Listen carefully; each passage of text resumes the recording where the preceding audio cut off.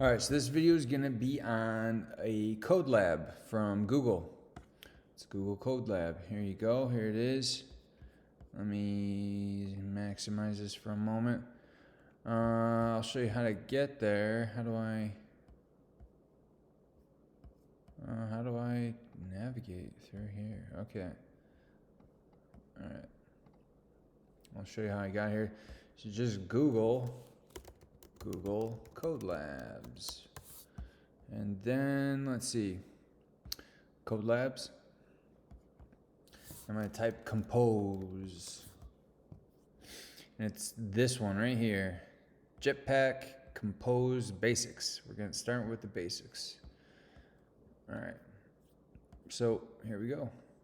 Let's begin. It says 65 minutes. Let's see if we can do better than that.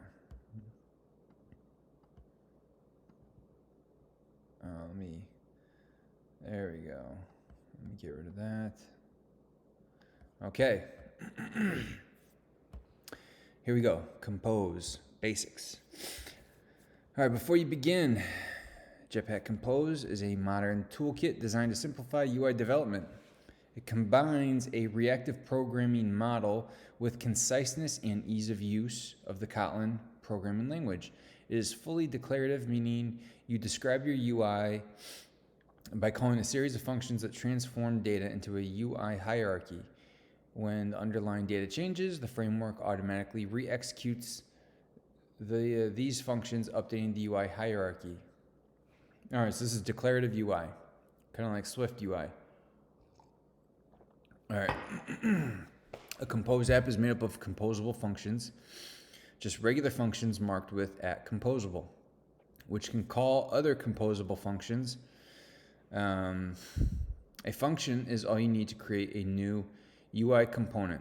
The annotation tells Compose to add special support to the function for updating and maintaining your UI over time. Compose lets you structure your code into small chunks. Composable functions are often referred to as composables for short. By making small reusable composables, it's easy to build up a library of UI elements used in your app. Each one is responsible for one part of the screen and can be edited independently. Note, in this Codelab, the terms UI components, composable functions, and composables are used interchangeably to refer to the same concept. Prereqs, experience with Kotlin, I got that, including lambdas, got it. What you'll do in this Codelab, you'll learn what Compose is, how to build UIs with Compose, how to manage state and composable functions, how to create a performant list, and how to add animations, and how to style and theme an app. You'll build an app with an onboarding screen and list of animated expanding items. All right, that's what we're gonna make. Cool.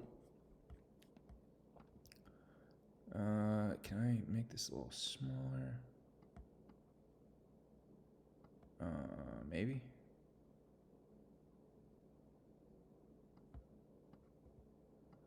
All right.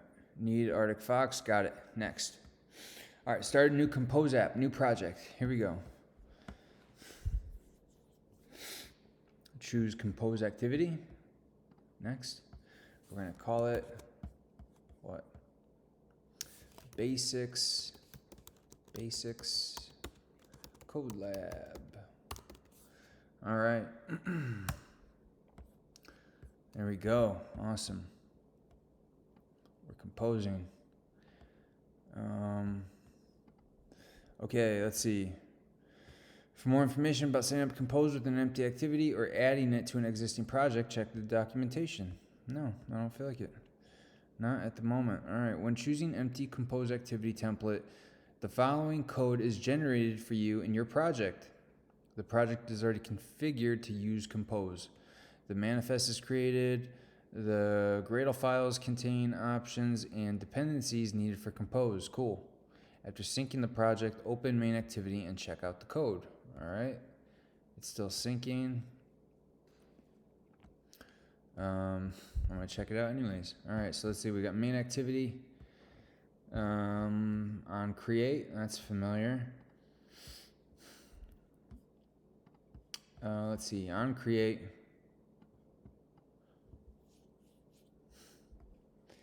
And then there's a set content function. And then Basics Codelab theme. And then there, it's a surface with a color specified for material theme, colors, background. And then there's a greeting function and a string passed. Greeting function takes that string, calls it name, then puts in the text. It says hello name. So it would be hello Android, right? Let's see, build and refresh. Oh, I forgot I have multiple JDKs, so let me switch to a different one. You probably don't have to do this. If you do, this is how you do it. I'm using the embedded JDK. Apply, okay, and then get rid of this. Do that again. Okay. The app theme used inside set content depends on how your project is named. This Codelab assumes that the project is called Basics Codelab. It is. If you copy paste code from the Codelab, don't forget to update Basic Codelab theme with the name of your theme available in UI/theme Kotlin file. We'll get into this theming later in the Codelab. Okay. So it looks like it sets the theme with a Kotlin file, not an XML as well, not just layouts. Interesting. All right. In the next section, you'll see what each method does and how you can improve them to create flexible and reusable layouts. All right. Let's go to next.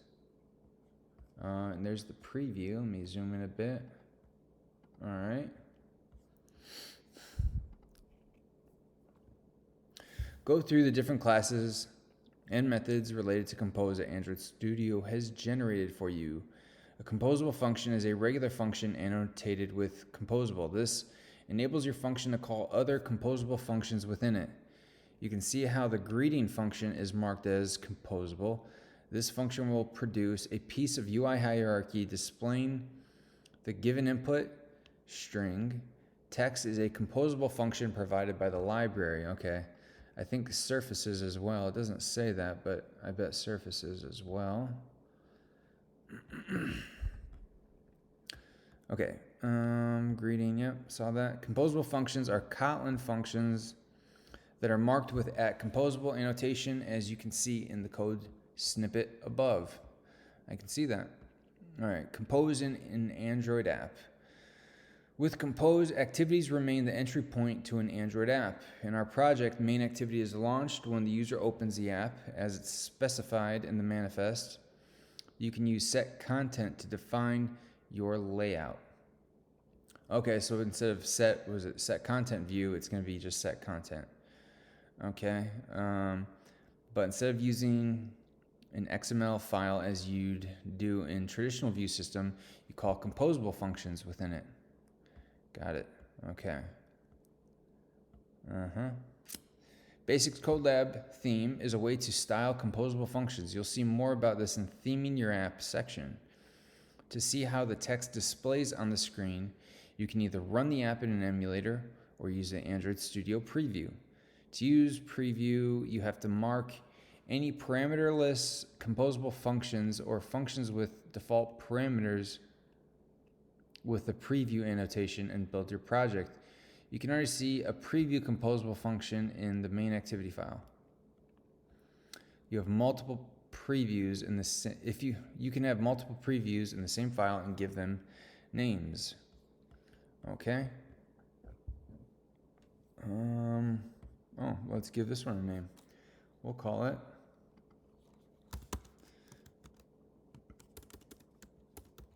name equals text preview.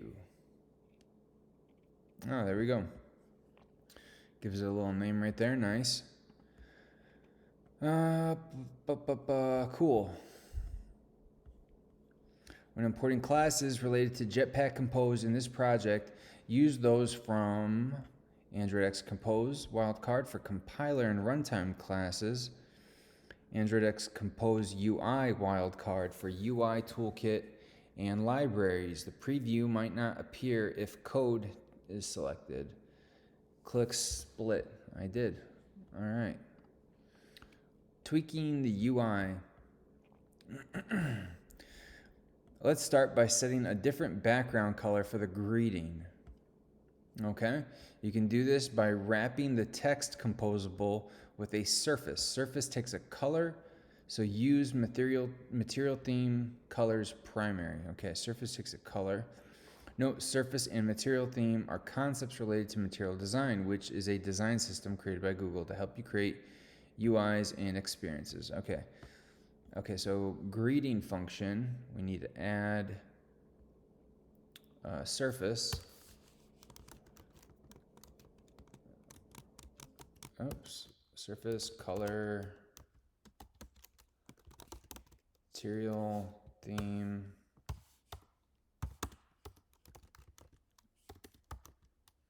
I can't type. Primary. Oh, we gotta.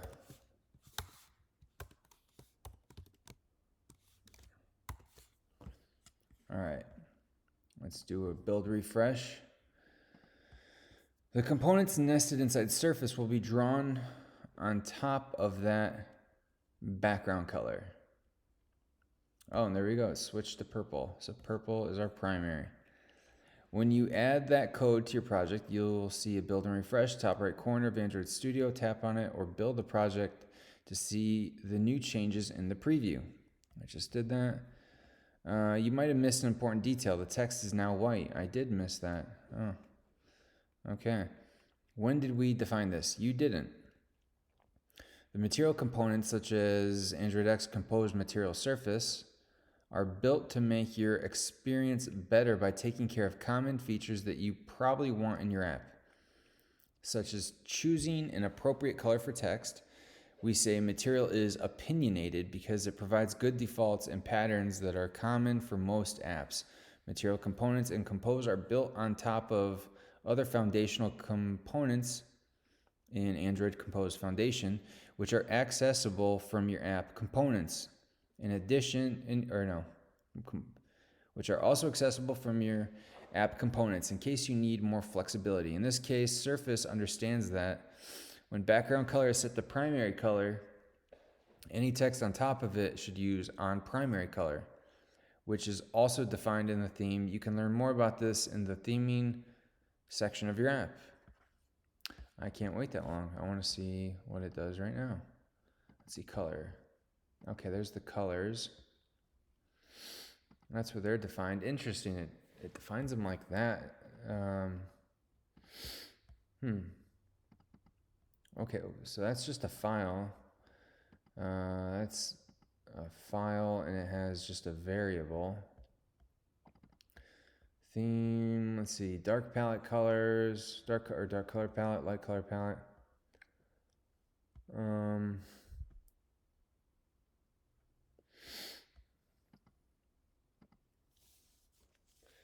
Okay, so if it's dark theme, use a dark color palette, material theme colors. Okay. What's the last one? Type, typography, body. All right, interesting. All right, back to it. Let's see.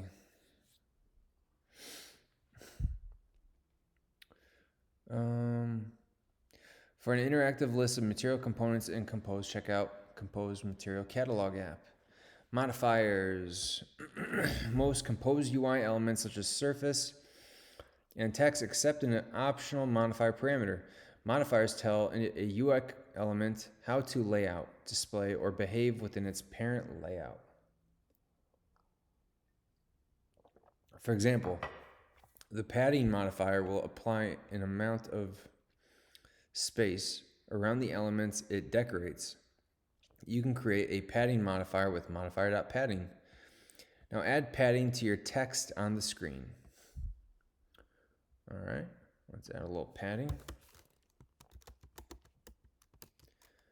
Modifier. Padding.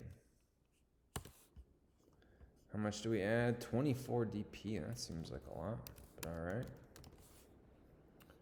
Import that. Let's do a little rebuild. Click build and refresh. You'll see the new changes. Okay. There are dozens of modifiers which can be used to align, animate, layout, make clickable or scrollable, transform, etc. For a comprehensive list, check out the list of compose modifiers. You'll use some of them in the next steps. All right, that looks like it's got padding. Next one. Reusing composables. The more components you add to the UI, the more levels of nesting you create. This can affect readability if a function becomes really large. By making small reusable components, it's easy to build up a library of UI elements used in your app. Each one is responsible for one small part of the screen and can be edited independently. Create a composable called My App that includes the greeting. Okay, I'm going to do that right here.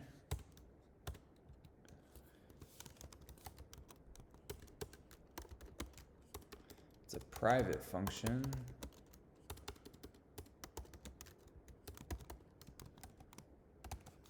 It's weird how they're named like classes, but they're functions. All right, surface. Why did it do that? Okay. Color equals material, theme, background, greeting, Android. All right. Made my app. This lets you clean up the onCreate callback in the preview, as you can now use My App Composable, avoiding code duplication. Your main activity file should look like this. Okay. Okay, so we get rid of all this and we call My App. Very nice. And then we still have greeting. And then here we do My App. Rebuild. Go to next. Okay. Come on, preview. Oh, there we go. All right, looks good. All right, the three basic standard layout elements in Compose are column, row, and box. All right, column looks like a linear layout. Row looks like a linear layout. Box looks like constraint layout or relative or really anything else. All right, they are composable functions that take composable content so you can place items inside. For example, each child inside of a column will be placed vertically. Don't copy over. Okay, that makes sense. Now try to change greeting so that it can show a column with two text fields like this in the example. All right, so we want to say hello. Okay. Now try to change greeting. Okay.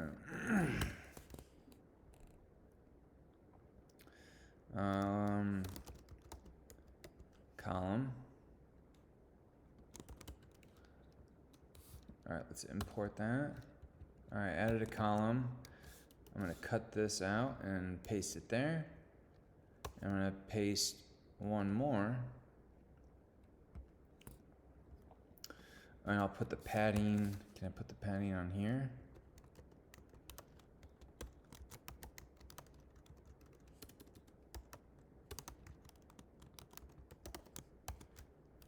.dp. Good. And I want to get rid of the padding here. Oh, and I want to get rid of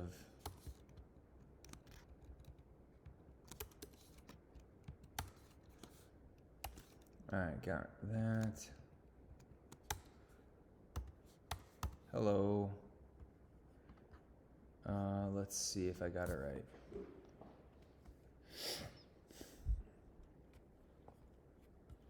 Come on. Nice. Awesome. Okay. Note that you might have to move padding around. I noted that. Okay, compare your result with this solution. Surface. Yep, that looks good. Oh, there we go. That's what I did. All right, compose in Kotlin. Composable functions can be used like any other function in Kotlin. This makes building UIs really powerful since you can add statements to influence how the UI will be displayed. For example, you can use a for loop to add elements to the column.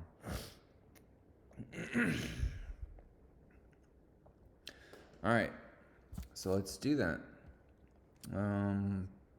My app, we're gonna add a parameter here.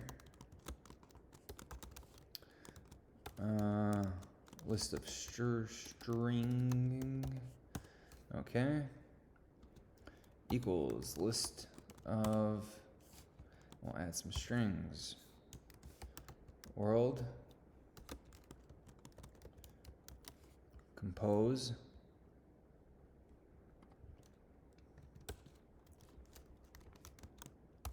for loop,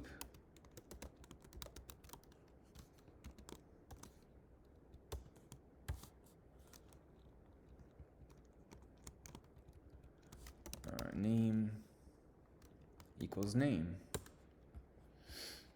All right, let's rebuild that.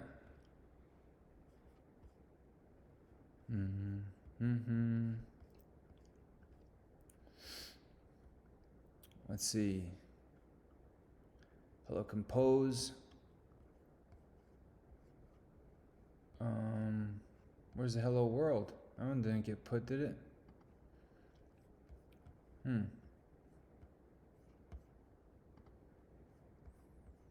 That's weird. Did I do it wrong?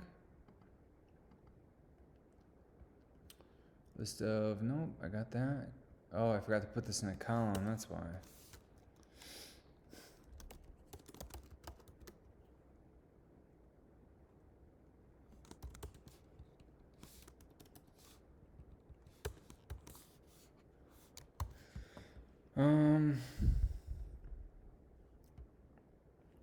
Do I still need greeting?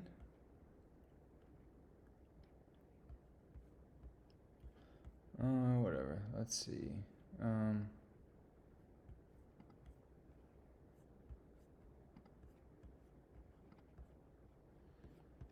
Let's do a rebuild.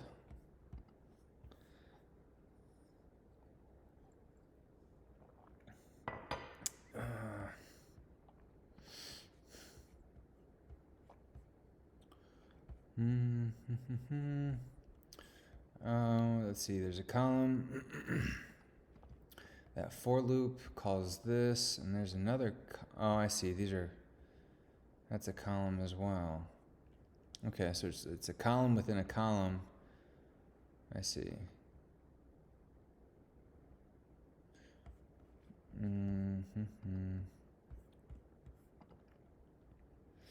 should look like that.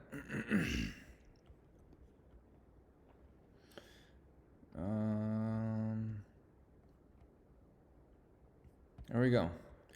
All right, it says you haven't set dimensions or added any constraints to the size of your composables yet. So each row takes the minimum space it can, and the preview does the same thing.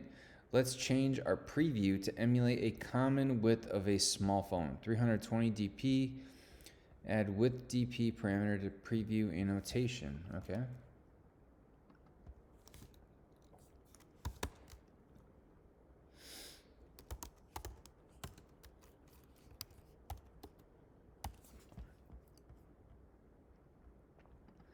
Cool. Okay. Modifiers are used extensively in Compose, so let's practice with a more advanced exercise. Try to replicate the following layout using fill max width and padding. Okay. Modifiers to make that Fill max width and padding. Okay, so wherever the color is, that needs to be fill max width. It'd be this one, I think.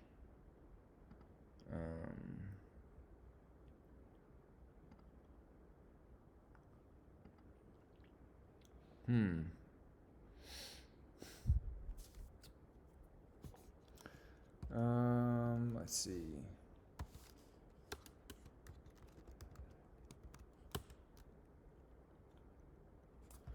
All right, let's rebuild that. So each of these is a column and a column. So this one, I think, is where we're gonna put some padding. All right.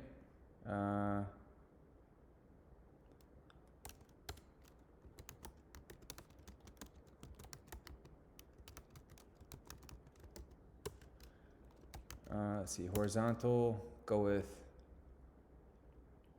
what? Looks like 8 dp. And then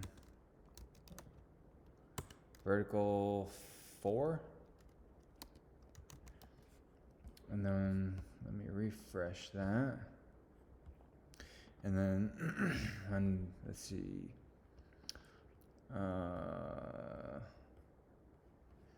Okay, now on these individual ones.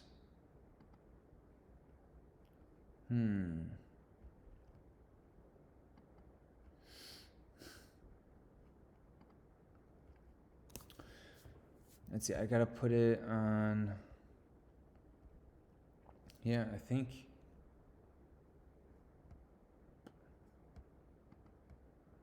Gosh, I don't know.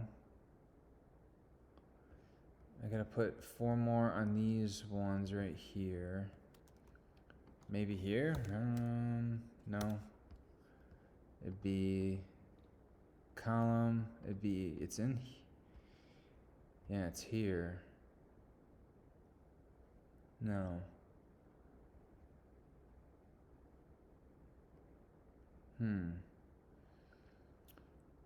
This is tough. Can I do here? Oh, I can. I don't think this is it though.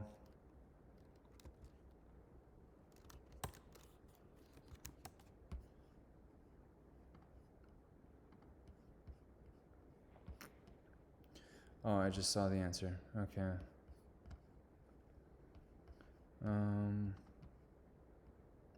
Oh, that is it. Did I do that? Maybe I did it differently. Let's see.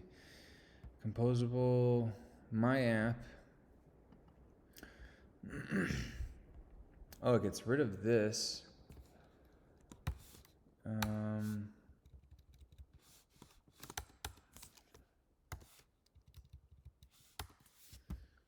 Okay.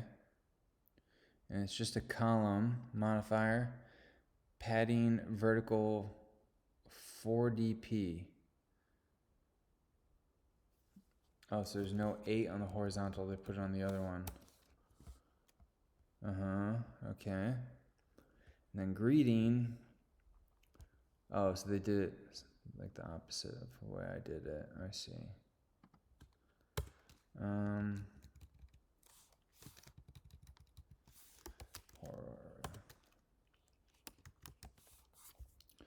I think that's it. Yeah, that's it. Okay. Note that modifiers can have overloads. So for example, you can specify different ways to create a padding. Did this come out right? Oh, this is supposed to be 8, yeah. Okay.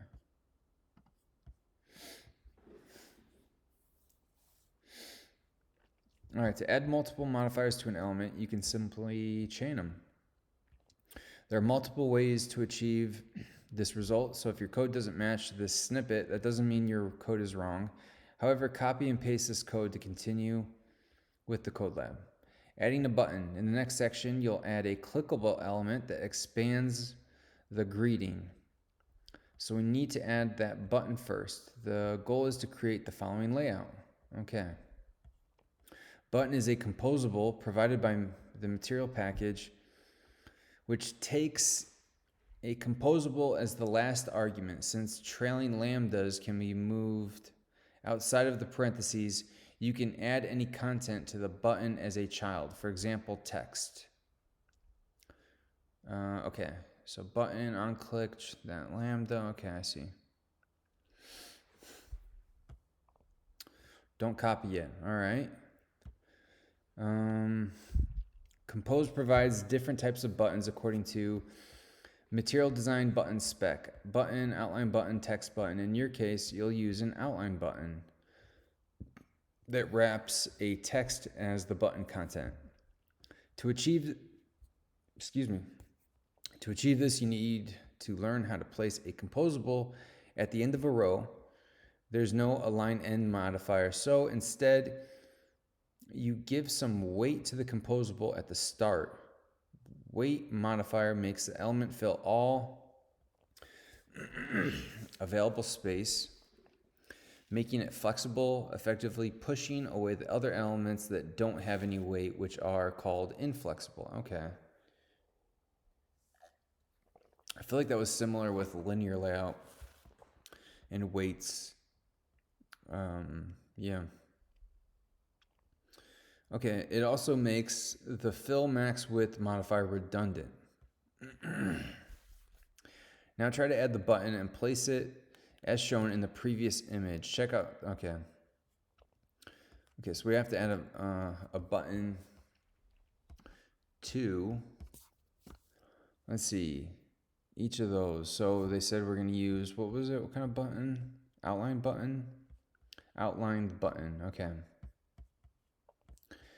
We're going to add it here, I believe. Okay. Then we said add a text equals show more. Let's refresh.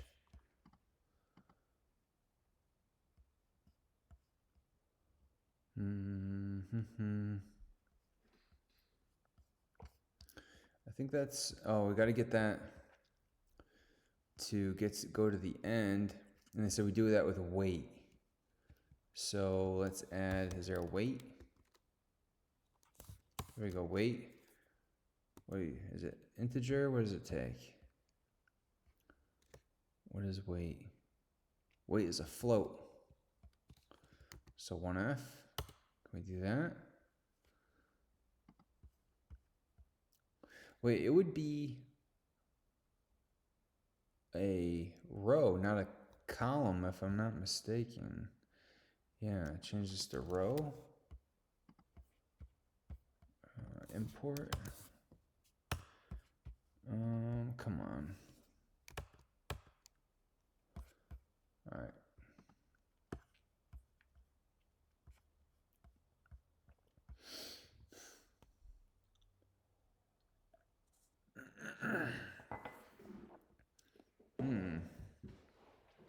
Okay. We're getting closer. What if we did, is there like a wrap? I think I saw that wrap content size. Let's see what that does.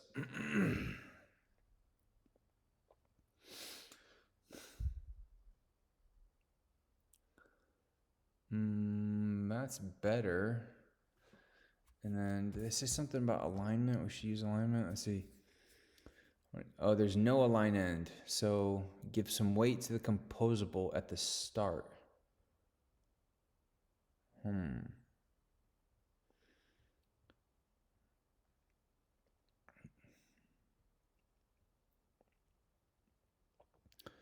Fill max width redundant. So we get rid of that. It says fill max width modifier is redundant. I wish it would just automatically update every time.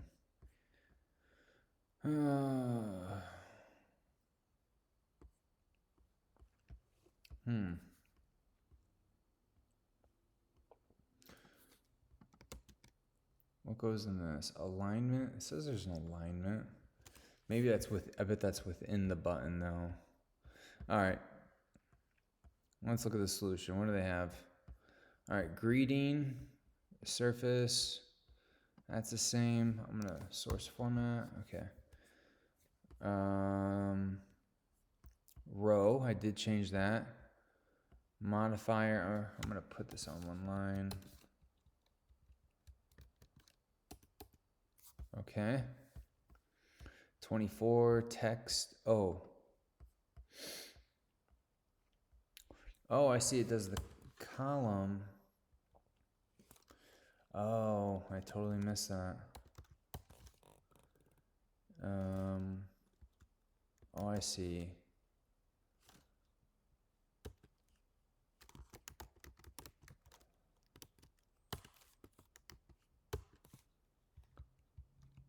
All right, then put these in there.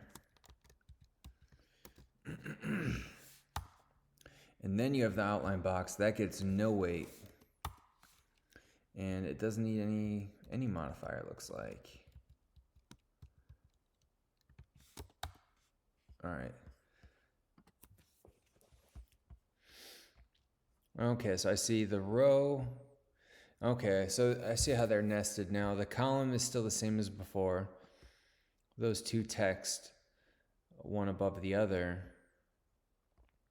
And then the row to hold that column and the button next to each other. But I feel like the button is still too high, maybe? I think it should be centered vertically. Do we have that here? Nope. All right, so we're leaving it. Okay, next one.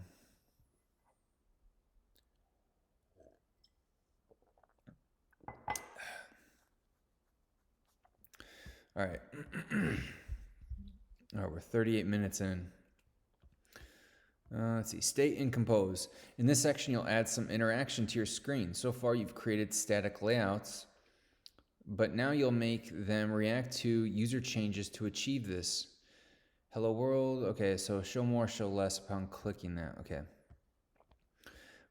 Before getting into how to make a button clickable and how to resize an item, you need to store some value somewhere that indicates whether each item is expanded or not, the state of the item.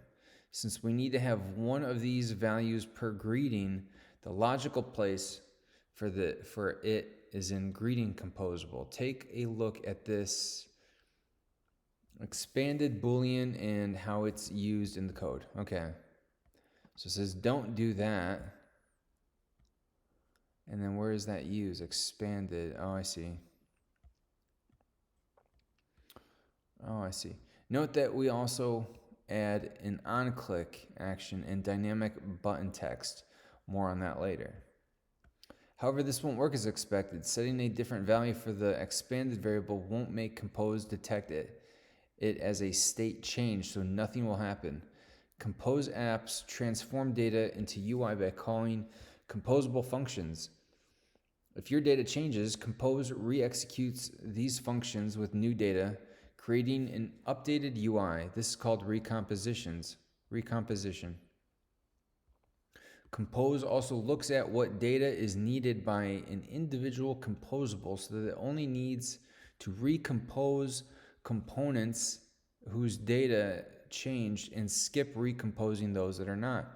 Oh, so that's different than XML. XML would have to redraw the whole thing. That's why you wanted to avoid deeply nested hierarchies.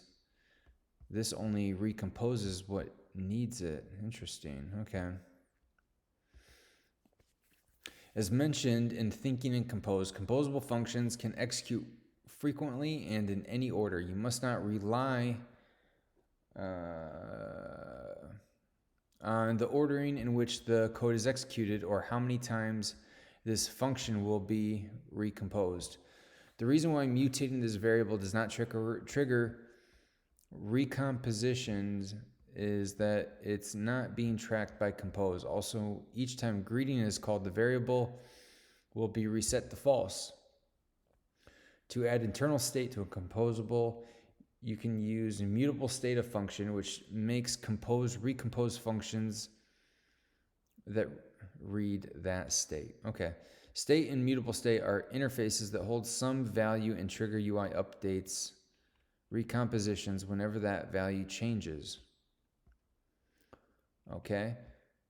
Val expanded mutable state of, don't do that. However, you can't just assign mutable state of to a variable inside a composable. As explained before, recomposition can happen at any time, which would call the composable again, resetting the state to a new mutable state of a value of false. Okay. To preserve state across recompositions, remember the mutable state using remember. Okay, easy enough. All right, so val expanded equals remember mutable state. We need that in greeting, right? Probably right here.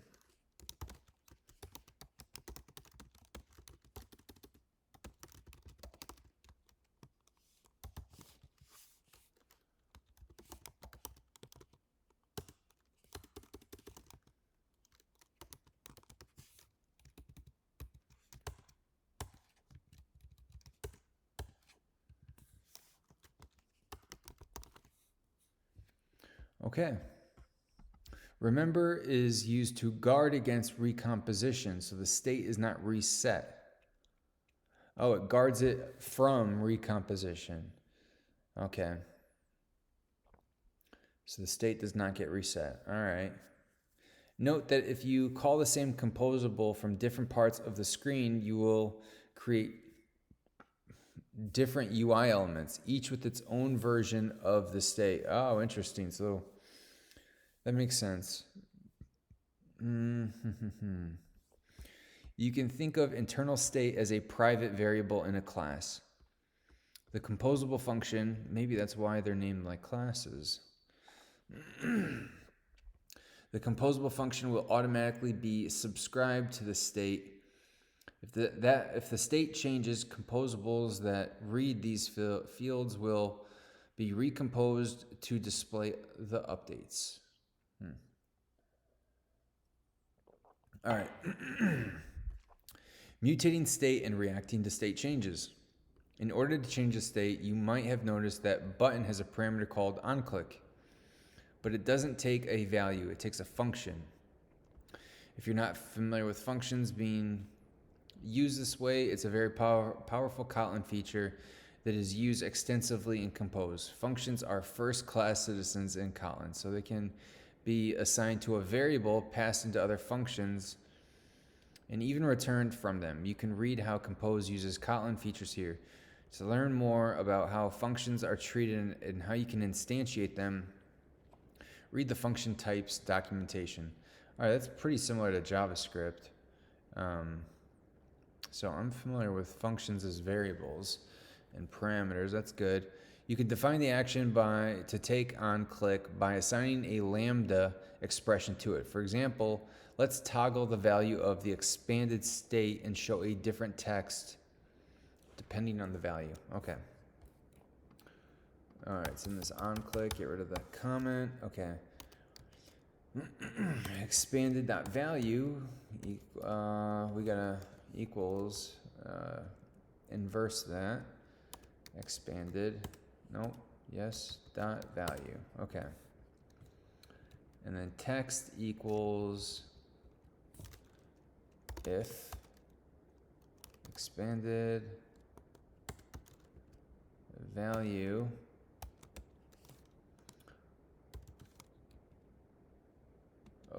what happened? Oh no.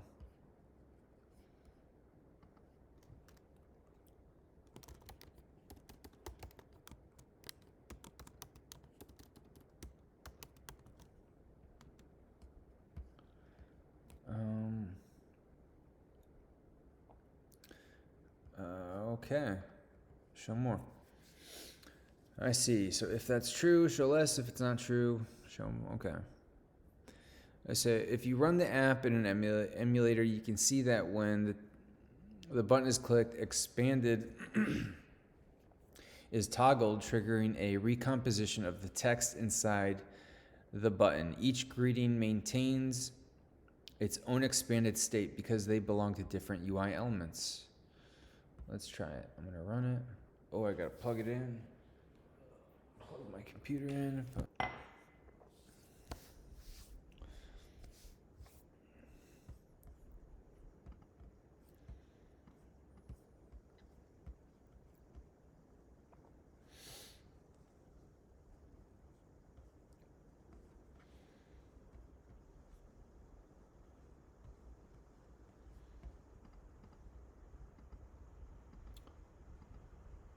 Mine's not doing it. Did I put it in the right spot? Outline button on click. On click. I should inverse that. Text if expanded. Show less, else show more.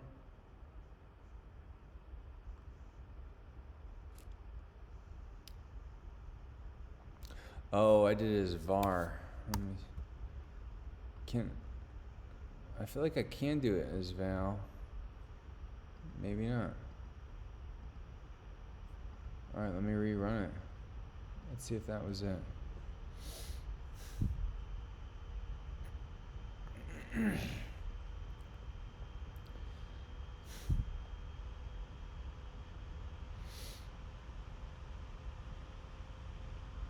It's still not working. What did I do wrong here?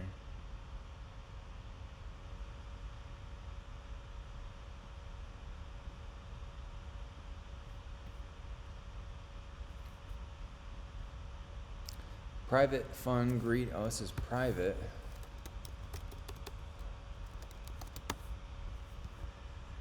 Okay, expanded.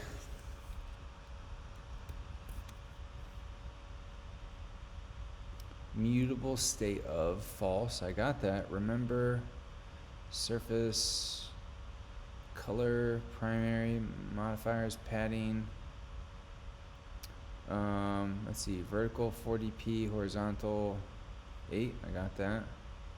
Row, it's a modifier, 24 dp padding. Got that. Column, weight of 1f. 2 text in there. Got that. Outline button. On click,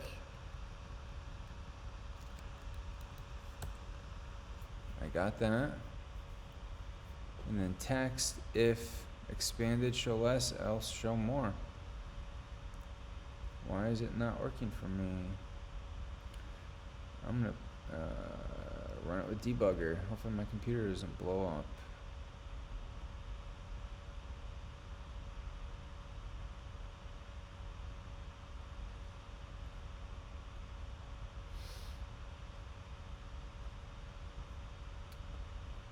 Okay, what does it say? Expanded starts with false. Let me keep going. False again, so that's the second one. Alright, now when I click it,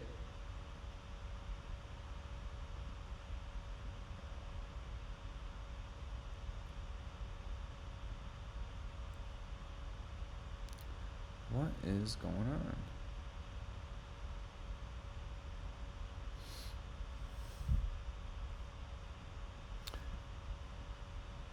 It's not changing the text.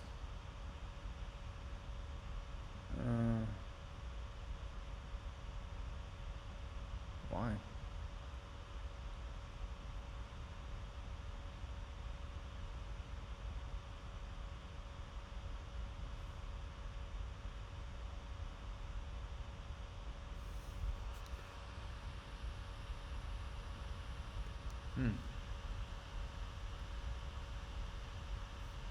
Well, that makes no sense.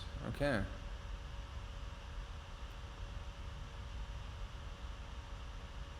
Let's try it with padding.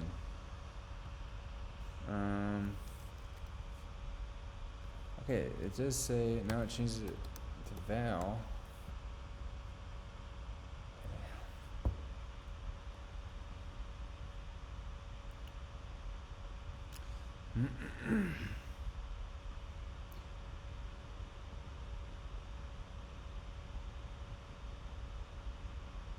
Man, that sucks.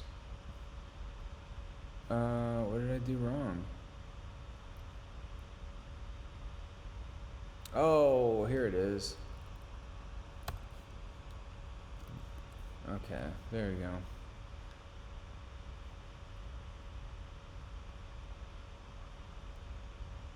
I had not equal to, and it should be equals the opposite of that. There we go. Show more, show less. Cool. Get rid of this. Expanding the item. Greeting. We have expanded. Now we need one more. Val extra padding equals if expanded value. All right, 48 dp. Oops, shoot. Else 0 dp. All right, you don't need to remember extra padding against recomposition because it depends on a state and it's doing a simple calculation. Because it depends on a state and it's doing a simple calculation.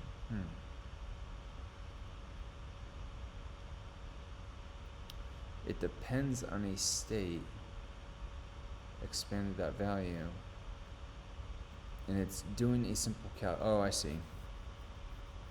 And now we can apply a new padding modifier to the column. All right, add it to the column.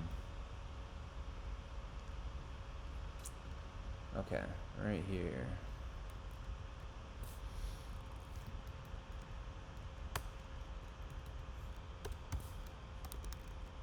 Padding, what is it, bottom, extra padding.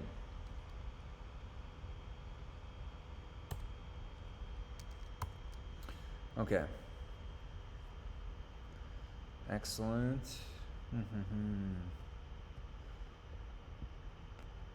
Okay, if you run on an emulator, you should see that each item can be expanded independently.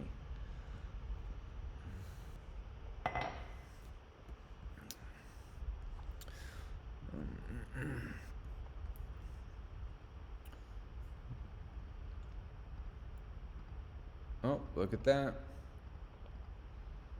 Very nice. Cool.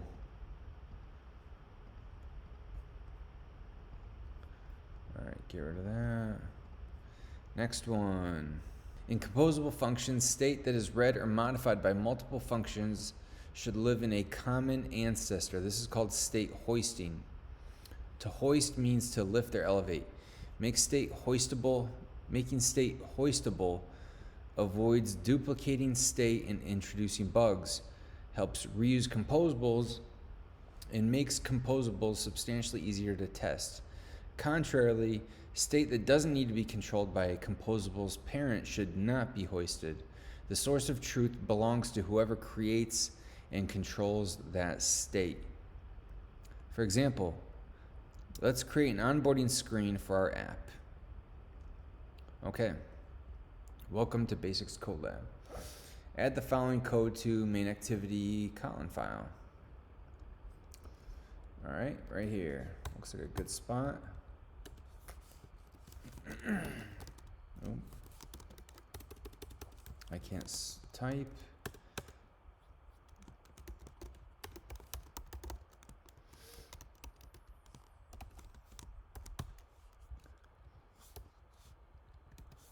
All right.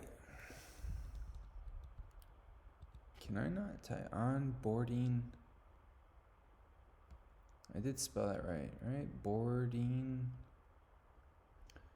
Why am I getting an error? Or a warning?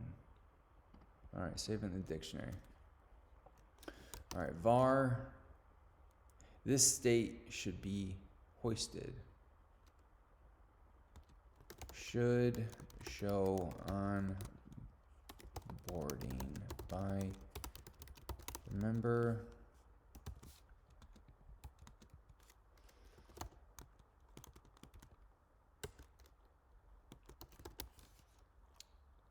okay, surface. Gosh, why does it make the whole thing?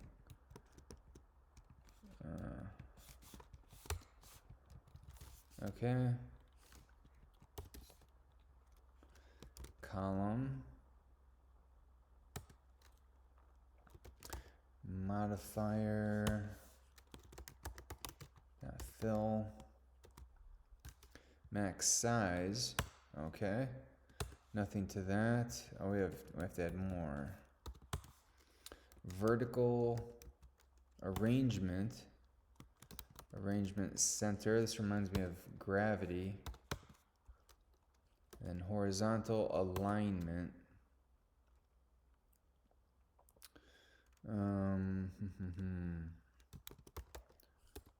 Alignment center horizontally.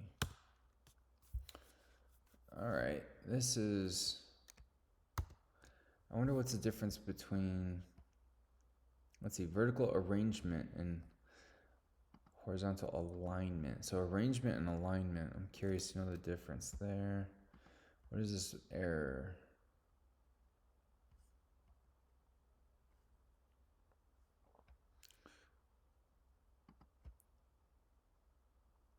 The type variable has no method get value and thus cannot serve as a delegate.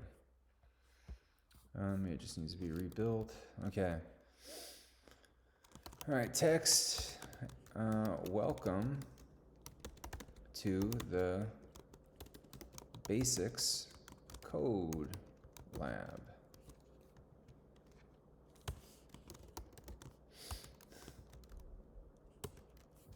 Oops.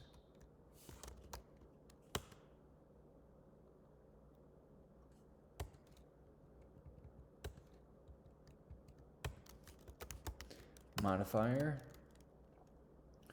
padding, all right, vertical padding, 24 dp,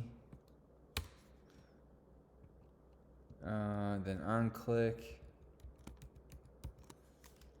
should show onboarding equals false.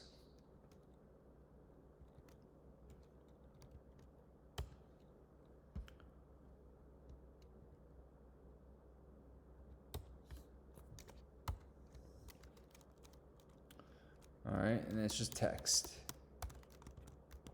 Continue. All right, let me rebuild. Hopefully that error goes away.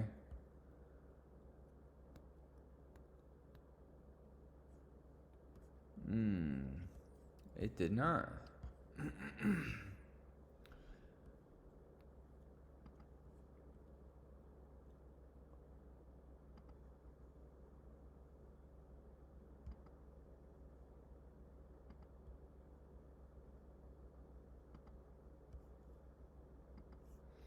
feel like I have the wrong imports. Let's see.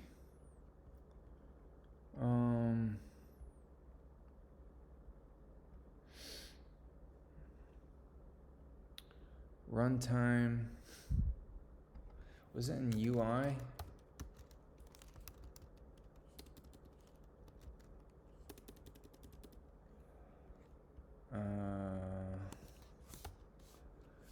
You know what? I'm just going to get rid of some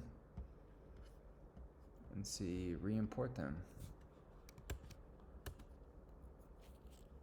Oh, that did that one. That was greeting. Why is it not?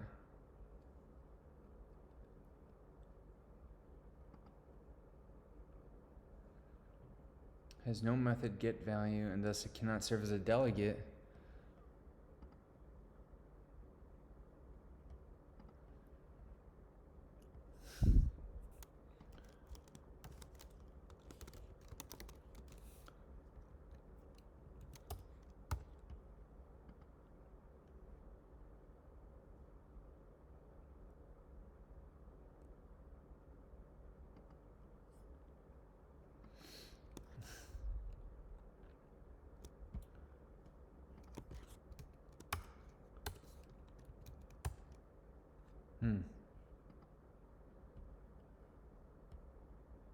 This is weird.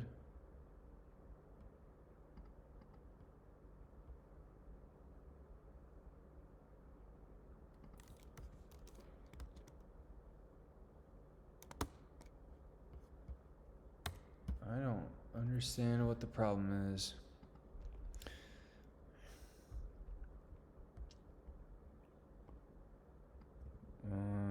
Time for a little Google.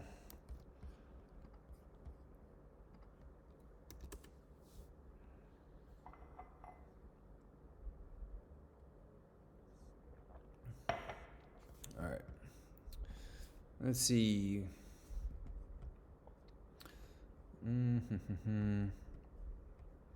Apparently, I have to include these imports.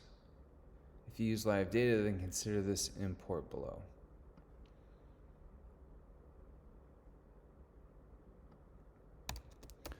All right, let's grab those.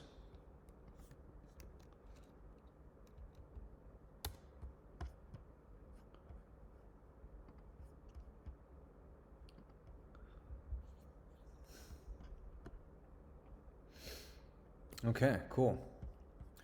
Get rid of that. Go back here. Oh, it actually says that right here in the imports. I should have just looked there. All right, so onboarding, now it's the onboarding screen in the preview. What about in, that's just for preview.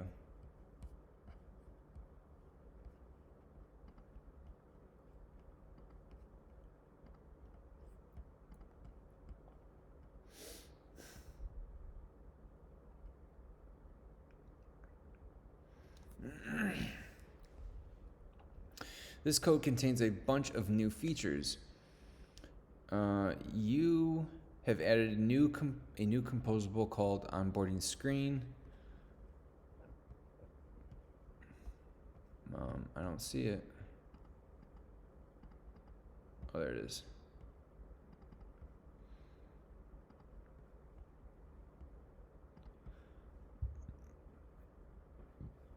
Okay, cool. If you build the project, you'll notice you can have multiple previews at the same time. We also added a fixed height to verify that the content is aligned correctly. Column can be configured to display its contents in the center of the screen. The modifier align can be used to align composables inside a row or a column. Should show onboarding is using a by keyword instead of equals. This is a property delegate that saves you from typing value every time. Awesome. When the button is clicked, it should show onboarding is set to false. However, you are not reading the state from anywhere yet. Okay, now we can add this new onboarding screen to our app. We want to show it on launch and then hide it when the user presses continue.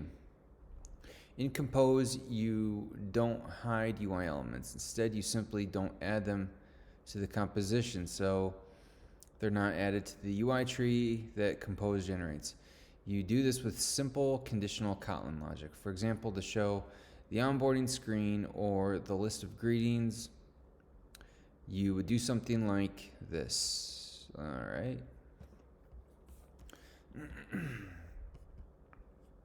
My app right here.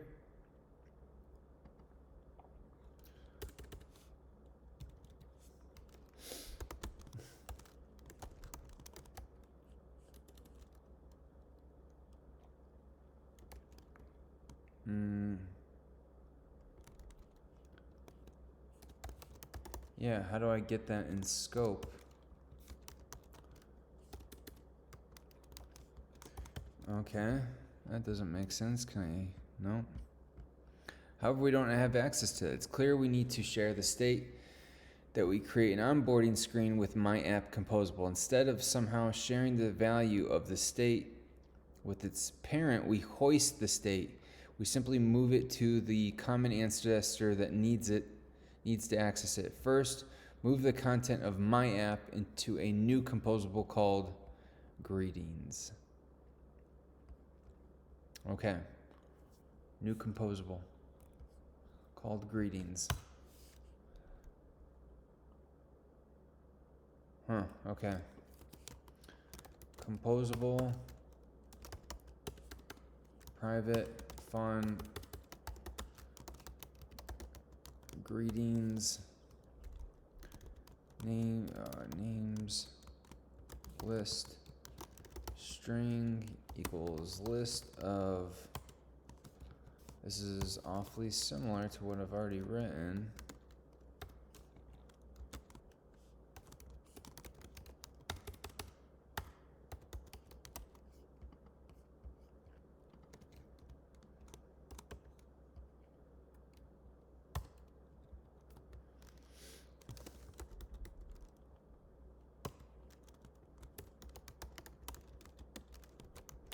Add some padding, vertical padding, 4dp, for, gosh. I feel like the autocomplete buttons are different, or actions are different. I don't like it. Okay, greeting, name, equals name. Awesome. There we go. And we're going to call that from my app.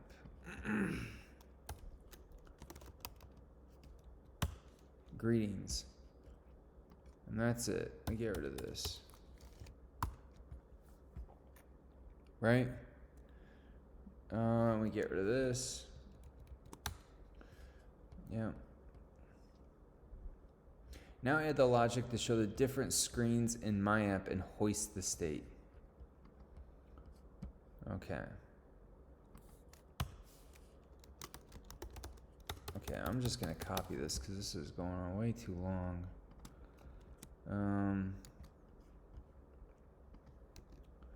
All right, should show onboarding. If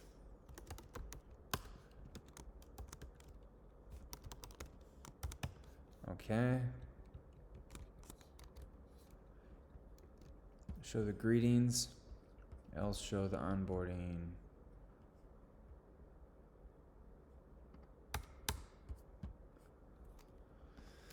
Onboarding screen.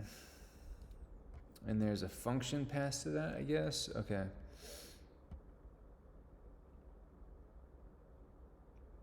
We also need to should show onboarding with the onboarding screen, but we are not going to pass it directly. Instead of letting onboarding screen mutate our state, it would be better to let it notify us when the user clicked on the continue button. How do we pass events up? By passing callbacks down. Callbacks are functions that are passed as arguments to other functions and get executed when the event occurs. Try to add a function parameter to the onboarding screen defined as on-click continued so you can mutate it from my app. Okay. So I think it's going to be like, it would be like this. No, okay, that didn't work. On-click, gosh, I'm just going to copy this. What the hell? All right, let me hit Command C 9 times so it actually copies this time. All right, there we go. And then we pass this here, that function. Okay, and then right here,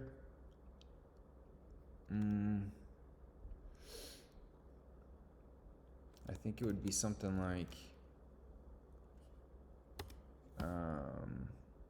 let's see. I've seen this before. I'm trying to think. I think it'd be like that.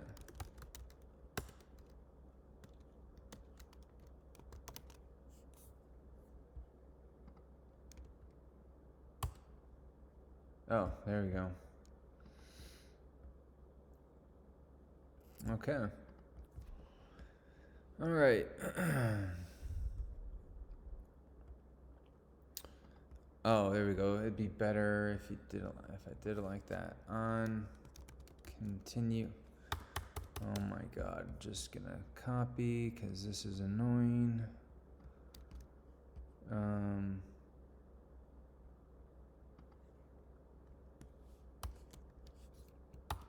Man, this autocomplete sucks with Compose. All right, finally. I feel like it's slightly different. All right, here we go. So, all right, next. Okay, by passing a function and not a state to onboarding screen, we're making this composable more reusable and protecting the state from being mutated by other composables. In general, it keeps things simple. A good example is how the onboarding preview needs to be modified from the onboarding screen. Now,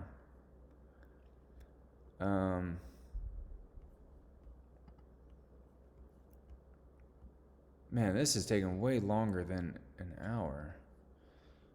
All right, whatever. There we go. By passing a function and not a state to onboarding screen, we're making this composable more reusable and protecting the state from being mutated by other composables. In general, it keeps things simple. A good example is how the onboarding preview needs to be modified to call the onboarding screen. Now, we're adding some previews. I was typing things out, but I'm just copying and pasting because this is taking way too long.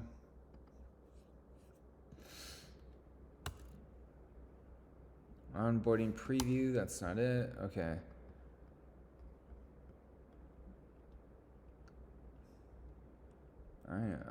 What are we doing here?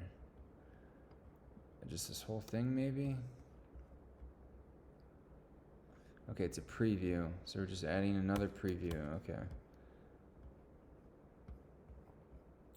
Build and refresh. What is wrong?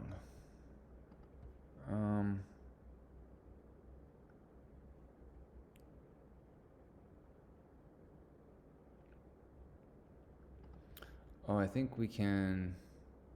I'm just gonna get rid of this. Okay.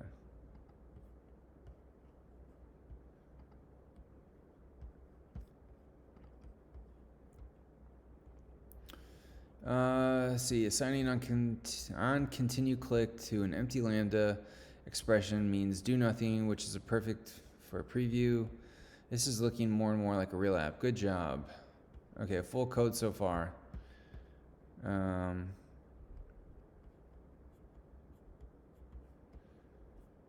Okay. This is not at all what my code looks like, so let me add that there. What else? It's like a greeting, private, name. That looks good. Onboarding screen, where's that? Okay.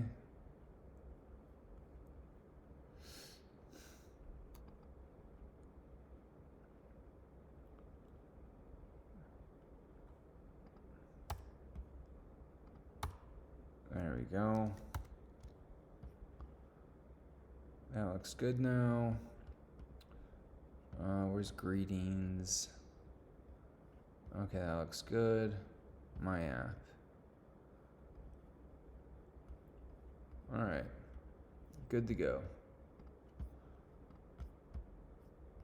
Next. All right. Let me see. 32 minutes, only halfway done? This is taking twice as long as they said it would. All right, this is gonna be a long video.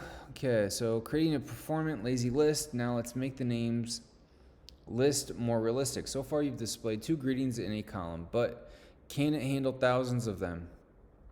Change the default list value in the greetings parameters to use another list constructor, which allows to set the list size and fill it with the value contained in its lambda. Here, it represents the list index.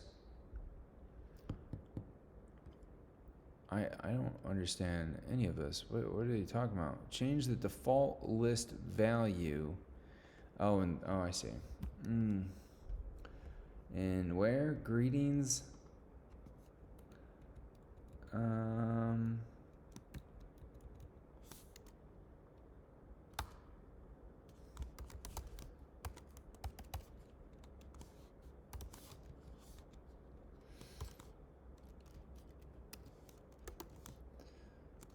Okay.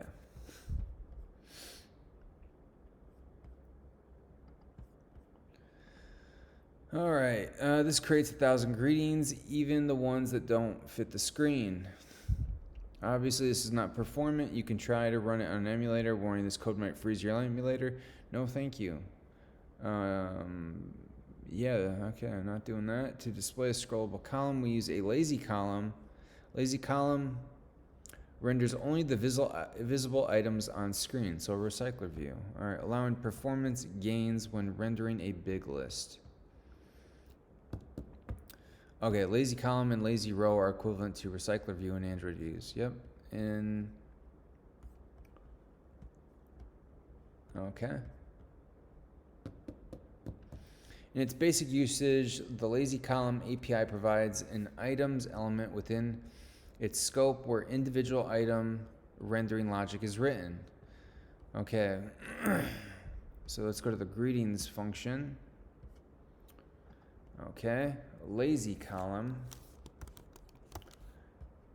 Modifier. Come on, import. There we go. All right.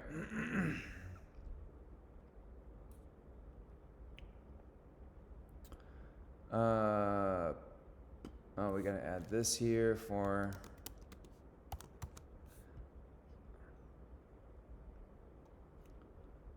Okay. Items equals names.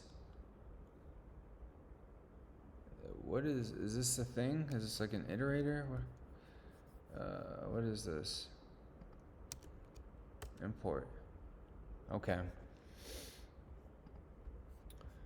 All right, I see. So items seems like a lot of work just to iterate over something. Renaming, you name it, and then you name it items, and then you name it name, and then you put it in a greeting. Seems like a lot of work there. All right, but I follow. What else? Make sure you import that. Yep. We'll pick a different functions items by default. Okay, lazy column doesn't recycle its children like recycler view. It emits new composables as you scroll through it and is still performant, as emitting composables is relatively cheap compared to instantiating views. Good to know. I'm gonna run it. I want to see what this looks like. Click on the buttons and then you rotate. The onboarding screen is shown again. Okay. I don't know if, can you hear me? Looks like that froze up a little bit.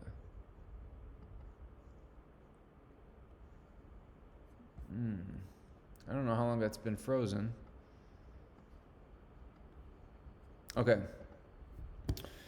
Let's see. Okay, so if you run it and rotate it, makes sense. All right. Interesting. Cool. Yep. There it is.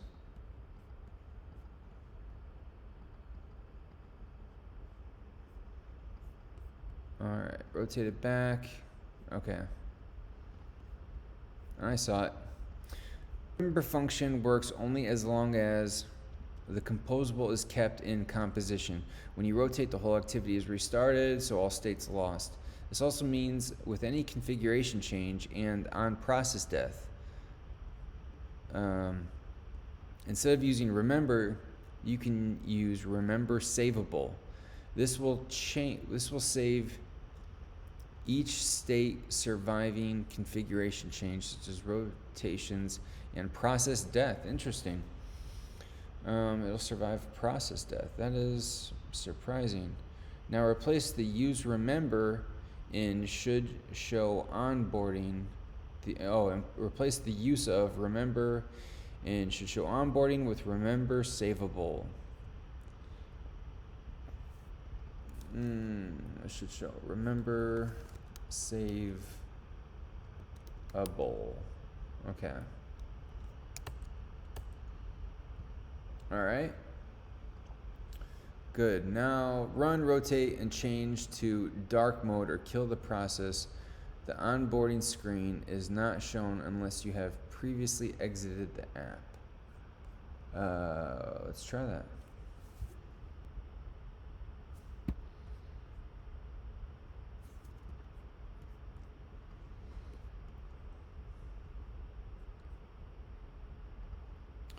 Okay. Dark mode. Where's it at? It's like... is it not here? Do I not? Oh, here we go.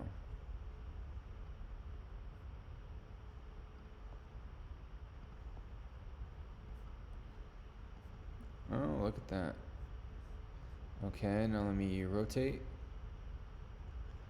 Alright, looks good. Rotate it back. I'm gonna kill it. Kill everything. I have a bunch of apps running. What's the name of the Basics Codelab? Oh, look at that. It's still maintained. Oh, no, it didn't. Because I killed the app completely. Okay. Let's stop this. Close that. Previously exited the app.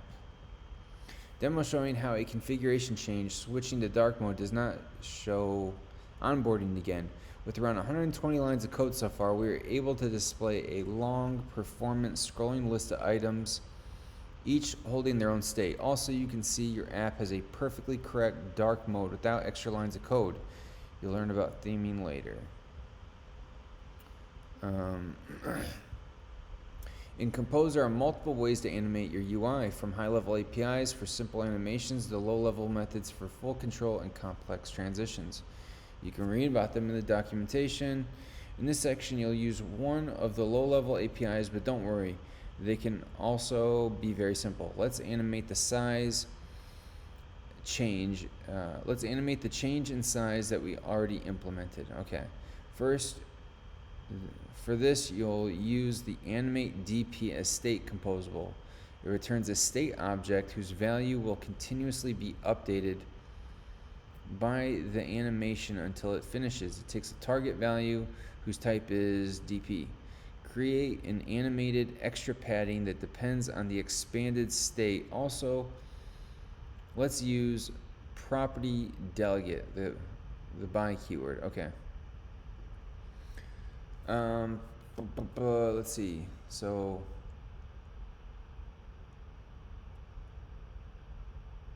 animate DP as state. Oh, I see. This is in greeting.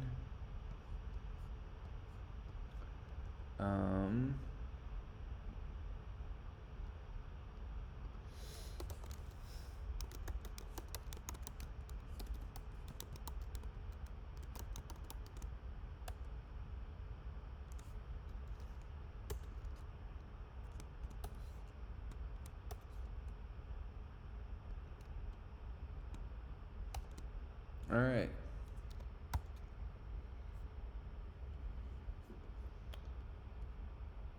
Let me minimize that. Okay.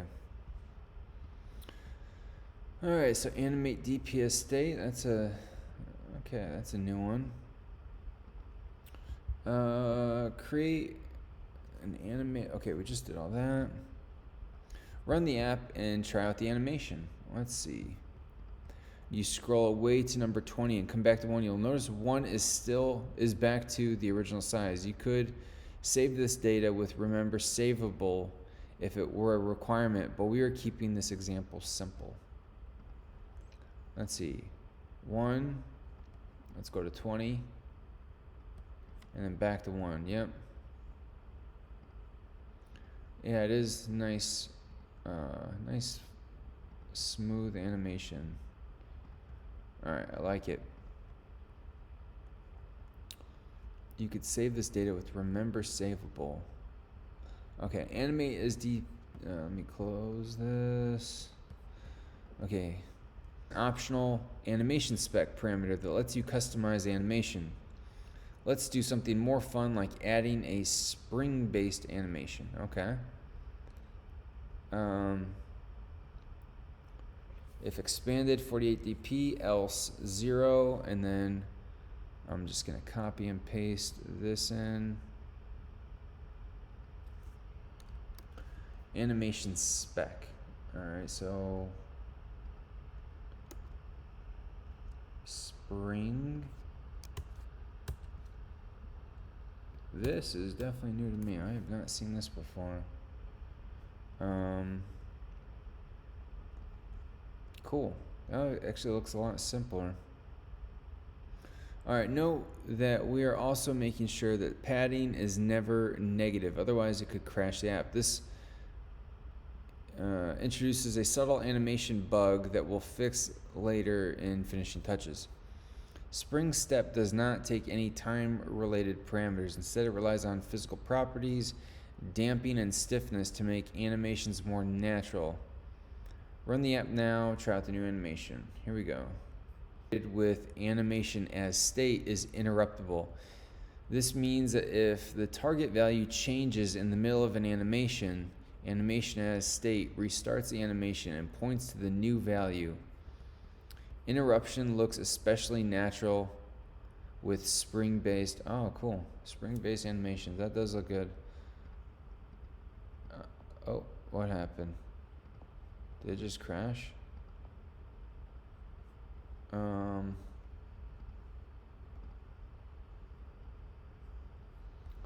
What's there?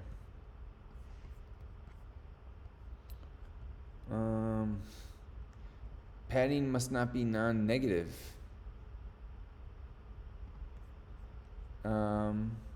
Extra padding. Did we forget? Extra padding.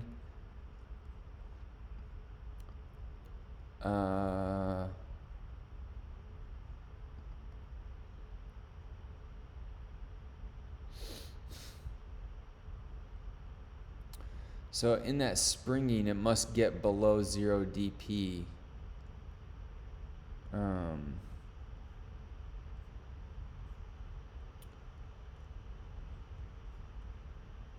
Oh, I see. We got to add one more. That's coerce at least. Column. This is on the column, right? Oh, I see. Extra padding. Coerce at least 0. Oh. That coerce at least 0 dp. Now, okay. Note that we're also making sure that padding is never negative. Okay, I just read all that. Any animation, okay, I read all that as well. If you want to explore different types of animation, try out different parameters for spring, different specs, tween, repeatable, and different functions. Animate color as state. No, this video's going on long enough. Let's try it again though.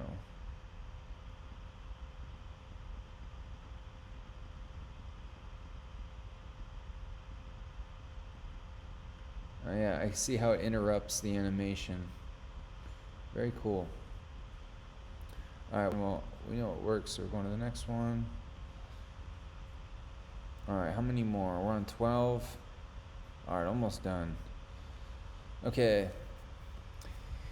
You didn't style any of the composables so far, and yet you got a decent default, including dark mode support. Let's look into what basic Codelab theme and material theme are. If you open theme Kotlin file, you'll see basic Codelab theme and material theme in its implementation. Let's go in there. Where was that? Theme, right here. You'll see basic Codelab theme and material theme. All right. Awesome. Got that. Material theme is a composable function that reflects the styling principles from material design specs.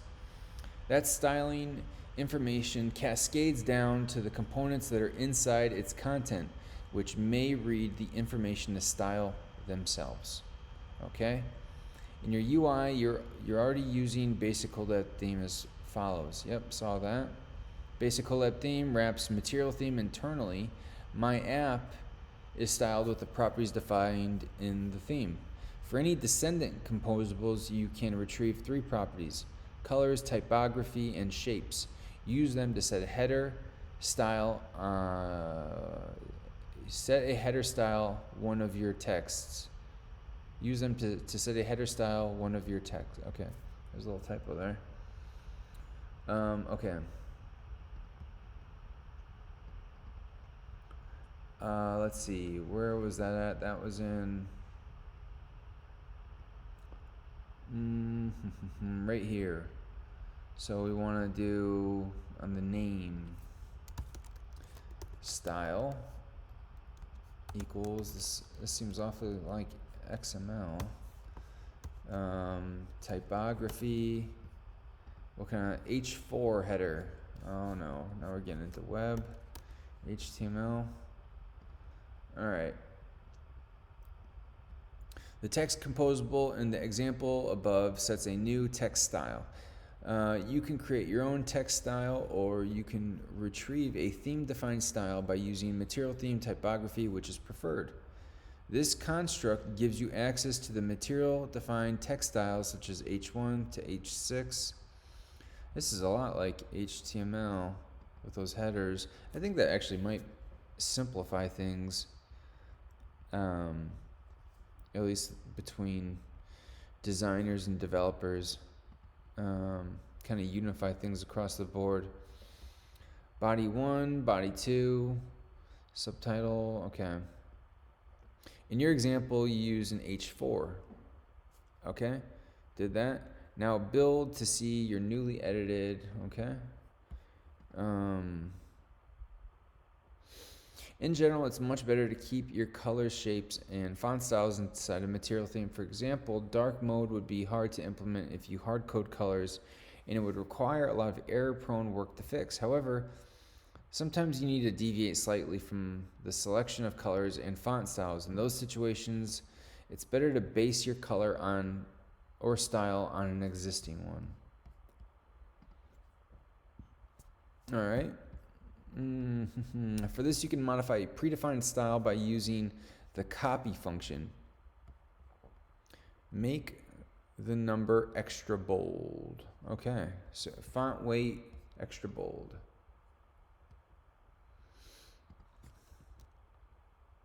H4.copy font weight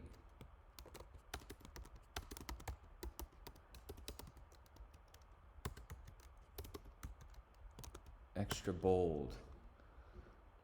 All right, interesting. Typography. So when you set it style, then you do copy, and that's where you set the font style. Okay. All right.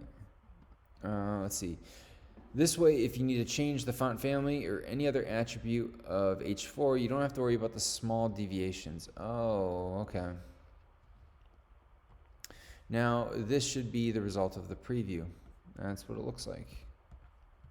Tweak your app's theme. You can find everything related to the current theme in the files inside UI folder. For example, the default colors that we have been using so far defined in color KT. Let's start by defining new colors.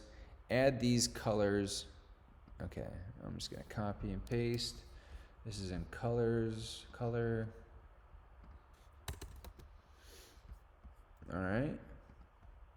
Now assign them to material themes palette and theme.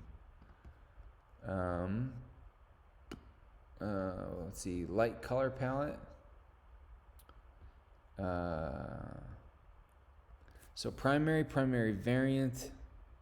on primary.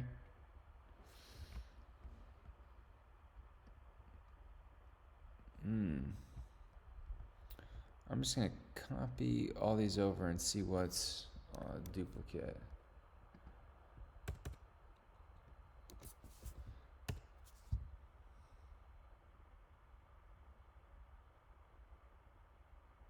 Okay, that did not go at all how I was expecting.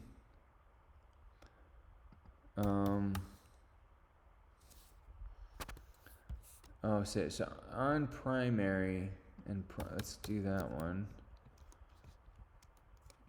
Primary is what? Light blue.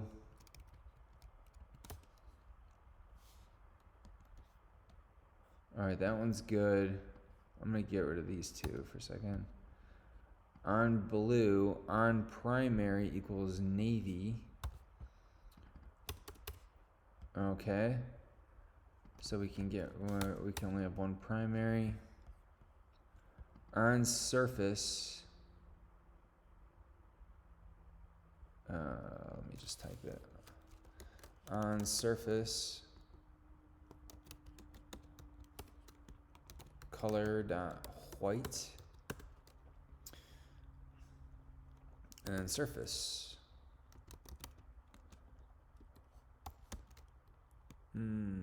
Blue. All right. If you go back to main activity, KT, do a refresh. You'll see the preview. You'll see the new colors. Let's see. I wonder if I have to change the theme. No, looks good. All right. However, you haven't modified the dark colors yet. Before doing that, let's set up the previews for it and add an additional @preview annotation to default preview with UI night mode. Yes. Okay. Okay, this is the default preview inside this. Why is it? It's not Java. No.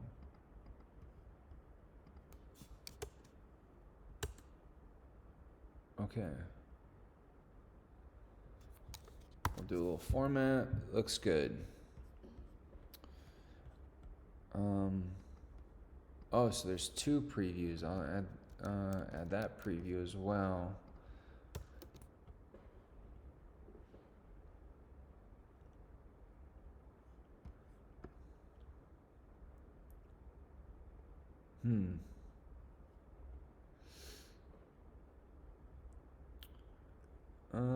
Interesting.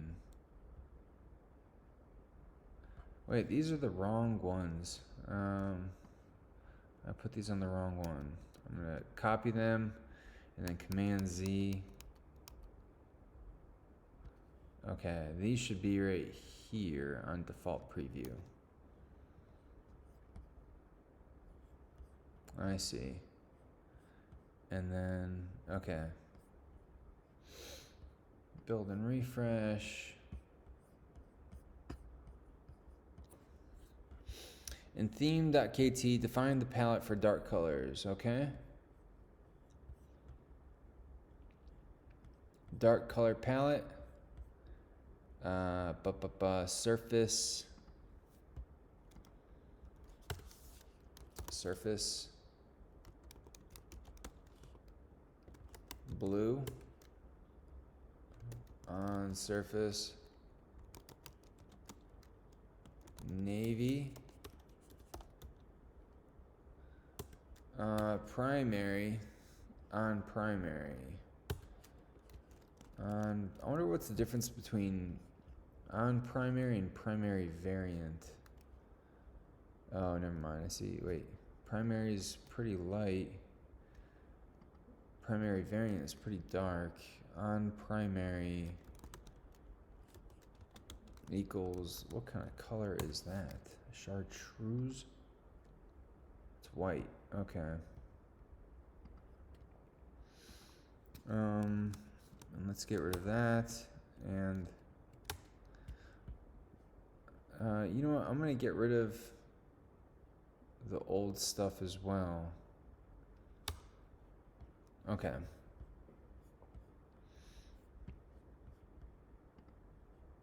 Can I preview this here? Oh, what happened? No. I'm going to preview it here. Now add our app. Now our app is themed and styled. Awesome. Final code for theme KT. That is not what I thought it would look like. Add preview.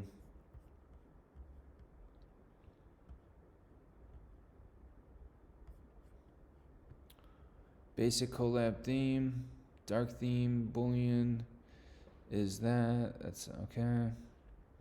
Colors, typography. This seems weird.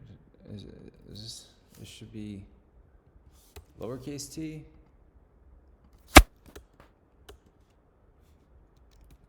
And same here, lowercase s. Okay. No preview found. Okay, we don't have a preview here. And let's look at this. We got primary. Let's see, this is light blue for surface.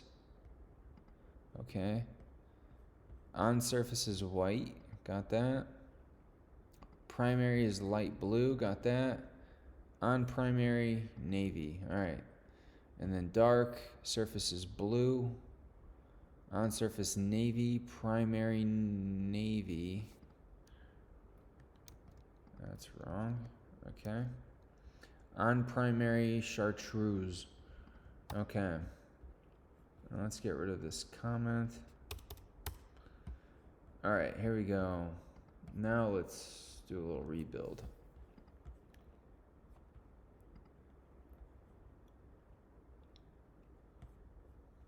There we go. That looks a lot better.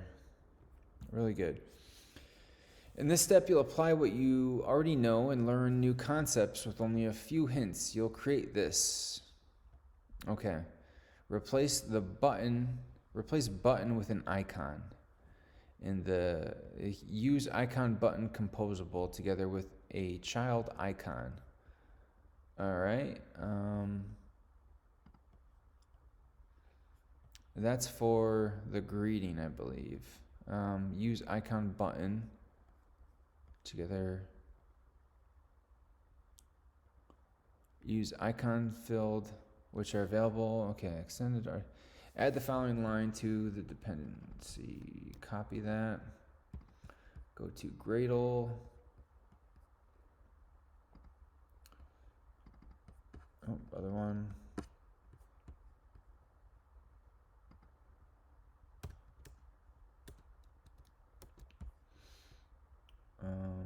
Sync now.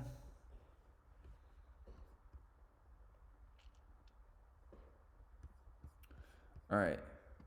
Use the icon button composable with the child icon. Use icons filled expand less and expand more, which are available in artifacts, blah, blah, blah. Add the following line. Modify padding to fix alignment. Add content description for accessibility.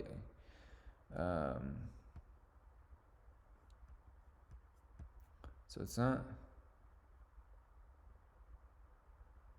Okay, so we're getting less hints on this part. So we got to figure this out on our own. This is the greeting. Let's see. Let's start at the beginning. Onboarding. No, this is onboarding. Okay, this button, it's going to be icon button.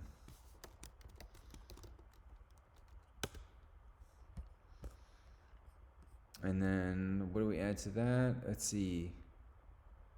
Interaction source, or where do you put the icon? Let me look in here.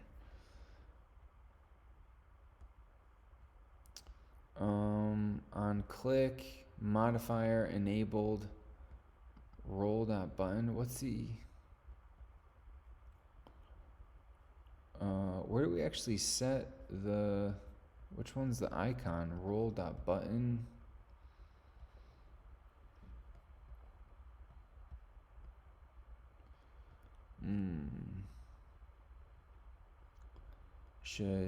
Content should typically be an icon, so it's content. Where's content? Okay, it doesn't have that. From blah blah blah. If using a custom icon, note the typical size for 24 by 24. Okay. A modifier enabled. Interaction source. This represents a stream of interactions for this icon button. You can create and pass. Okay. Content. The content icon to be drawn. Okay, so it's content. It's a composable. Interesting.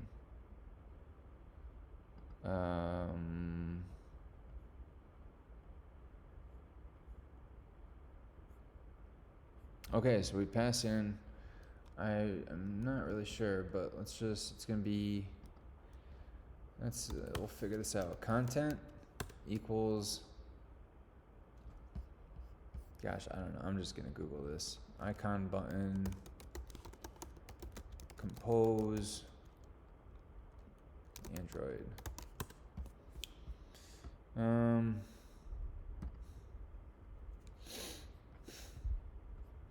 Okay, column, okay, oh, you pass it like that?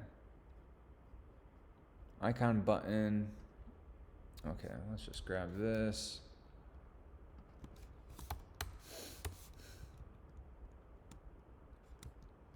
So do we not use text at all? I'm gonna do both for now.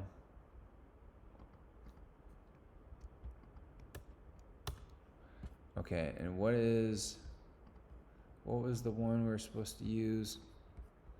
Icons filled.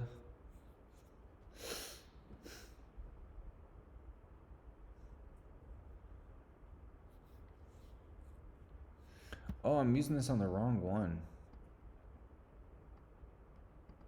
Let me just copy this, and then I'm going to Command Z to go back until it's a regular button. Oops. I think, did I go too far? No. All right. This is in, where is it? Greeting? It's wherever expanded is. Maybe I did not. All right.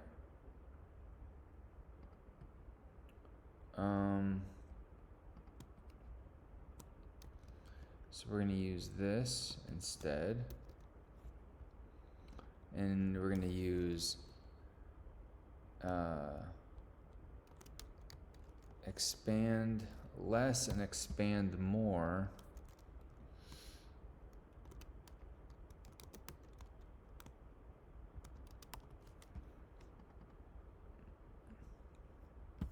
And then the tint, do we need to specify tint? What happens if we don't? I feel like it should do that automatically. And we can get rid of this.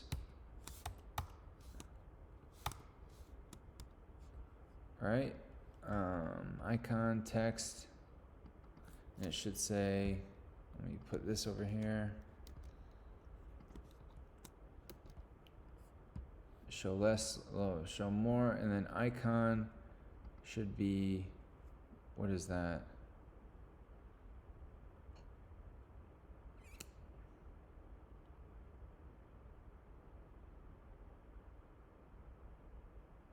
What is the first one? It is image vector. Okay, so image, is it not gonna? Oh, it does not autocomplete. Why? What am I? Okay. Image vector. I was typing that. Image. Okay, now it did it. All right. So if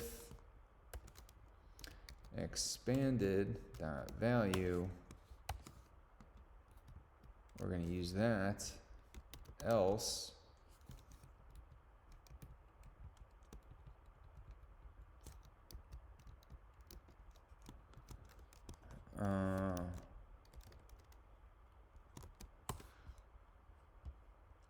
Okay. And then same thing with the content description.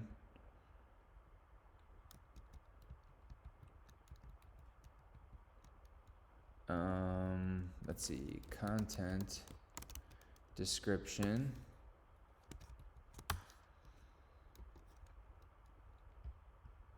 Okay, show, okay, so, just,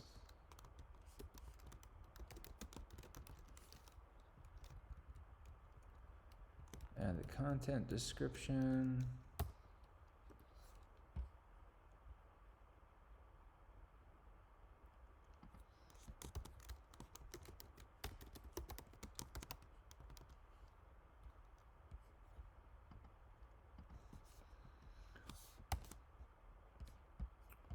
All right, I need a little more space there and here. Okay. Did I get that in? Here it is, somewhere right here. Gosh. Why? There we go. All right, little format. Okay, image vector expanded. Let's just run it. Do show less, else show more if it's expanded. Expand less. Okay, I think that's right. Modify paddings to fix alignment. Oh, I should have checked that first. Well, we're gonna run it and see what it looks like. What else? Add a content description for accessibility. Use string resources below. Oh, they already did that for us.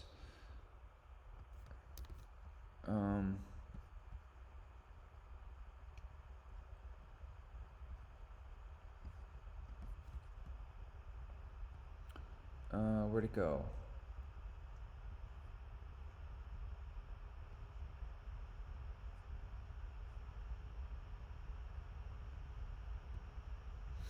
Oh, this is the wrong button. I gotta get rid of that. And then content description. Are we getting expanded by? Oh, delegate.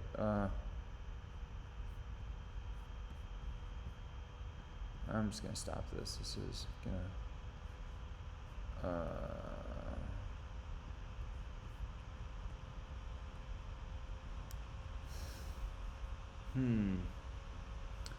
Okay, build and refresh. We have an issue with expanded. Yep, I can see that. So I thought.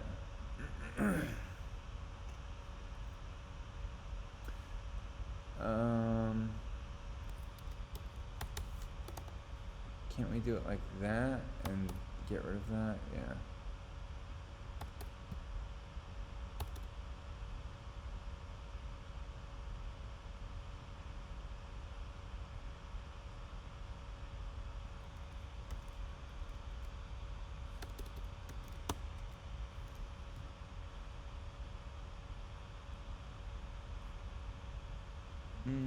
There's no way to update the value. All right.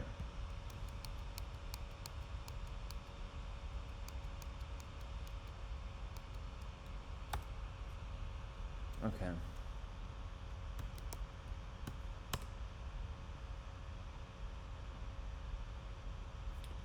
All right, let's try this again.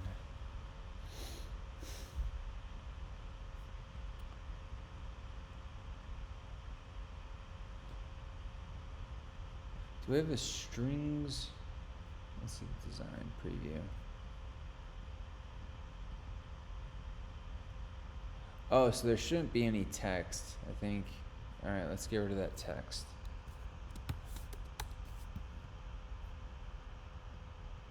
Okay, and then we're gonna add these strings. They couldn't get rid of all the XML. Looks like they need the strings. Okay. And then we're gonna go back, we'll add that. Um,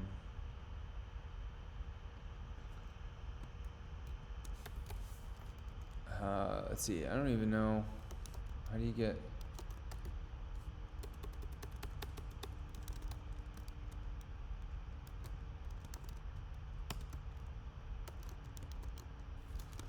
How do you get a string in Compose? You need context. Whatever. I'm just gonna skip ahead. Let's see.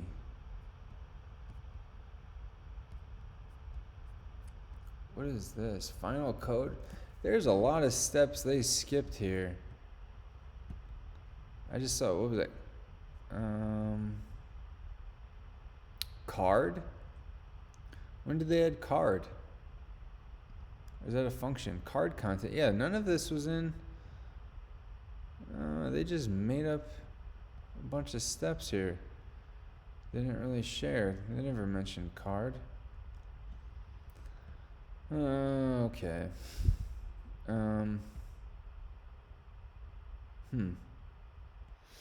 You know, I'm just gonna cheat and grab this code. Actually, no. Let me just finish this one thing. And I'm not gonna use those strings. I'm just gonna hard code. All right. Let's see how this looks. It's the final one. How many more?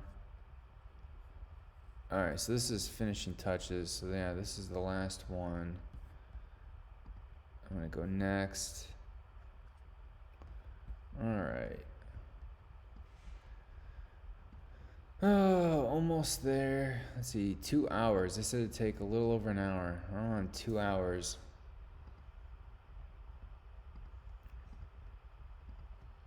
All right, the alignment's a little off, but you can kind of see the whole.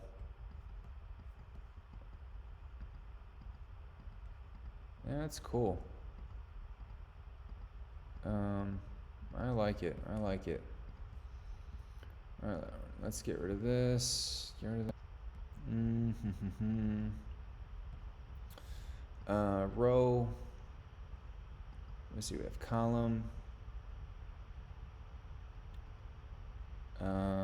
What's on a row? What do you have? Modifier, horizontal arrangement, vertical alignment. I'm gonna see something. Vertical alignment. I'm gonna say center vertically. Yeah. Maybe that'll hopefully.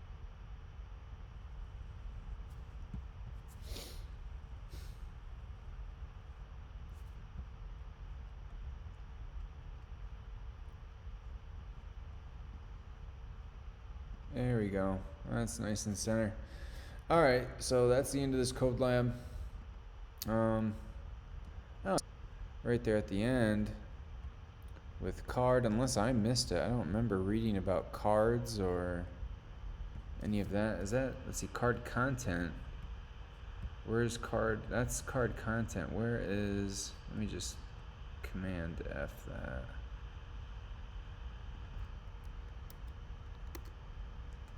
Okay, card content.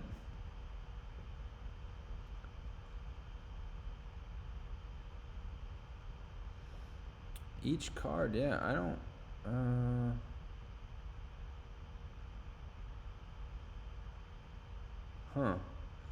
I don't remember going over this. All right. Yeah, it wasn't in there. So I'm just gonna copy and paste all of this code. Since we've been doing that along, it should work. If it doesn't work, I'll Command Z. Alright. Oh, string resource, that's how you get it.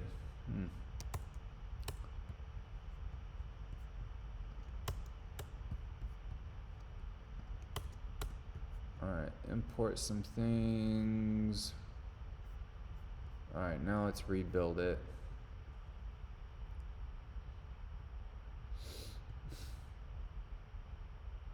Oh, and I see they added things. Repeat.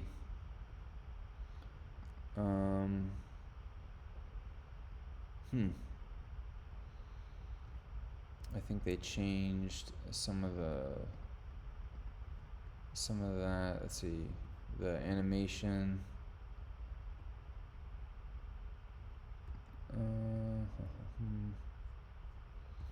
All right, let's run it now. Let's see how their code banded as a delegate. I tried that. By remember, yeah, I tried that. I must have imported the wrong thing, because that wouldn't work.